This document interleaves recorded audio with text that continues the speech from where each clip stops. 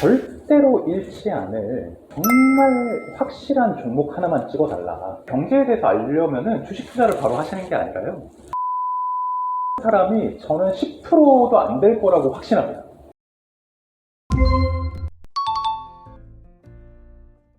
안녕하세요. 저는 정신과 전문의 박준석이라고 하고요. 저는 그 전문의가 된 지는 한 13년 정도 됐습니다. 지금 그로우 디지털 단지 쪽에서 5년차 개원 원장으로 일하고 있습니다. 사실 제가 책을 쓰게 된 계기는 우연한 계기로 글을 쓰게 됐고요. 브런치라는 아마추어 작가 사이트가 있거든요. 거기에 글을 올린 게 편집자의 눈에 띄어서 그 스카우트를 받게 됐고 첫 번째 책을 쓰게 됐어요. 다행히 그 책이 반응이 되게 좋아서 두 번째, 세 번째, 네 번째 책까지 쓰게 됐습니다. 좀 부끄러운 실패담이 담긴 책이기도 한데 2021년에 살려주십시오 5라는 그 경제 서적을 내게 됐어요. 사실 입문자용 어떤 초보에 가까운 그런 책인데 제가 경제적인 어떤 대단 지식이나 이런 게 굉장히 부족함에도 불구하고 정신과 의사가 주식책을 냈다. 이게 당시에는 굉장히 좀 많은 주목을 했었던 것 같아요. 살려주십시오라는 그 책 제목 자체가 굉장히 좀 뭐랄까 친숙하잖아요. 환자들한테 재밌었나 봐요. 유머럽도 하고 유쾌하고 그 의사도 뭐 우리랑 똑같다 이런 어떤 친근감을 주게 된 게 아닌가 싶습니다. 그래서 그 책이 알려진 뒤로 방송이나 이런 여러 가지 매체에서 굉장히 출연제가 많이 왔었고 그리고 환자들도 그 책을 내고 난 뒤에 저한테 굉장히 친구처럼 되게 가깝게 대하기 시작을 했어요. 아, 선생님도 이렇게 주식으로 힘들었었군요 하면서 마치 제가 정신과 의사일 때는 환자와 느껴졌던 그 거리감이 굉장히 줄어드는 걸 느꼈습니다. 사실 누구나 흔히 할 수 있는 실수입니다. 이게 아론백 박사의 그 인지치료, 우리가 인간이 흔히 저지를 수 있는 10가지 인지 오류에서 제가 발췌한 어떤 적용시킨 건데요. 사람들이 주식 투자를 할 때 가장 많이 하는 실수가 첫 번째는 이미추론의 오류예요. 삼성전자 주식이 고점 대비 많이 하락했으니까 이제 오르겠지. 5만원까지 떨어졌으니까 이제 분명히 10만 전자 다시 가겠지. 아무 근거 없이 자신의 어떤 추론을 확신을 가지는 것, 이걸 이미추론의 오류라고 합니다. 그리고 또 두 번째는 선택적 추상화의 오류라고 하는 건데, 뭐 예를 들면 이런 거죠. 나는 블랙핑크를 좋아해. 블랙핑크는 잘 나가. 그러니까 YG 주식은 무조건 잘 나갈 거야.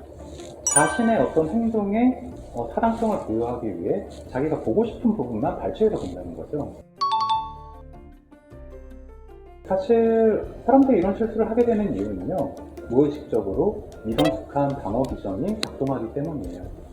사실 우리가 주식 투자를 할 때 미성숙한 방어 기전 여러 가지가 있죠. 대표적인 것들이 부정, 투사 뭐 이런 것들이 있죠. 투자를 하고 남 탓을 하는 거예요. 아, 이거 내 친구가 좋다 그랬는데 내 친구 말만 믿고 샀다. 그 친구 탓이야. 레드 버튼은 내가 불렀지만 이 모든 결정은 친구 탓이다. 혹은 뭐 러시아 전쟁 탓이다. 머스크가 트위터에 헛소리를 해가지고 테슬라 주식 떨어졌다. 이런 식으로 남 탓을 하는 게 투자고요. 분명히 자기가 잘못된 결정을 했음에도 불구하고 현실을 회피하고 사실이 아니라 눈을 감아버려요.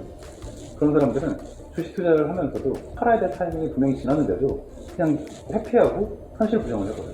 그러면 굉장히 큰 손해를 보게 되죠. 이런 어떤 미성숙한 방어 기전이 작동하는 것을 저희가 직면시켜주고 성숙한 방어 기전으로 인지하고 수용하고 바꿔줄 수 있는 인지치료를 많이 시행하고 있습니다. 총 12주 프로그램을 운영하고 있어요.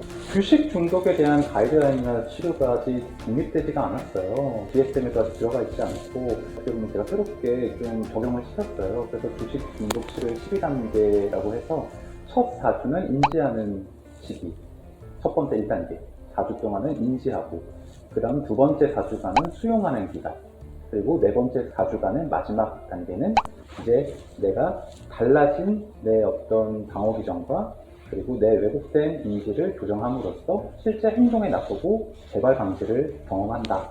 이런 과정으로 인지치료를 수행하고 있습니다. 도파민과 세로토닌은 그 신경 전달 물질의 종류예요. 그 도파민이라고 하는 거는 우리 몸을 좀 움직이게 하는 가솔린, 기름 같은 에너지 호르몬이고, 세로토닌 호르몬은 이 반대되는 도파민을 좀 약간 조절하고 기량작용을 합니다. 안심 호르몬이에요. 우울하고 불안하고 이런 뜨거운 마음을 좀 차분하게 만들 수 있는 호르몬을 세로토닌이라고 하거든요. 도파민과 세로토닌의 비율이 뭐 9대1 이상으로 초도파민 치우쳐진 이런 도파민형 투자자들은 위험 추구형이라고 보시면 돼요. 그래서 이런 사람들은 코인이나 이런 것도 투자를 많이 하는데, 주식 같은 경우에는 선물이나 레버리지 투자를 굉장히 많이 합니다. 반대로 세로토닌형 투자자들은 위험을 회피하고 싶어요. 안정 추구형이에요. 그래서 간단히 말하면 우량주에만 투자를 하는 거죠. 그래서 극단적인 세로토닌 투자형은 아예 주식 자체를 안 해요. 부동산에만 투자해요. 아니면 달러, 금, 이런 되게 안정적인 채권. 시대의 트렌드와 공감 능력이 어느 정도 있고 자신의 도파민과 세로토닌을 밸런싱하는 능력, 이런 것이 중요하다고 생각합니다.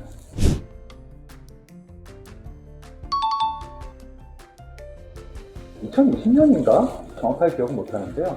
그 버크셔 해서웨이 그 미팅에서 워렌 버핏님이 질문을 받았어요. 그 미국의 여대생 분한테 절대로 잃지 않을 정말 확실한 종목 하나만 찍어달라.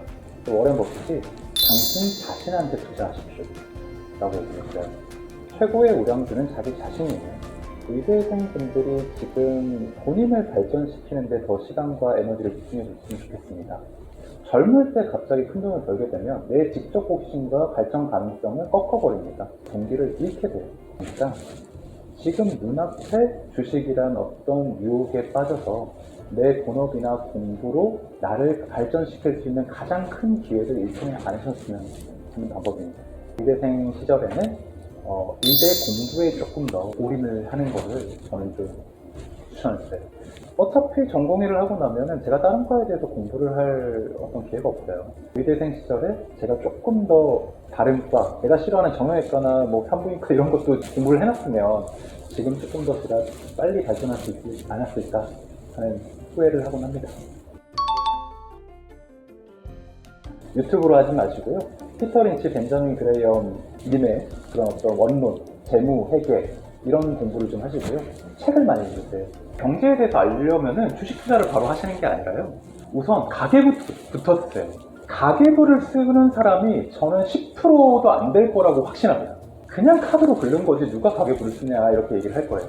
근데 가계부를 쓰고 용돈을 관리하고 적은 돈을 효율적으로 관리하는 경제인으로서의 슬기로운 자기 생활부터 루틴을 만들어 보세요. 그게 시작입니다.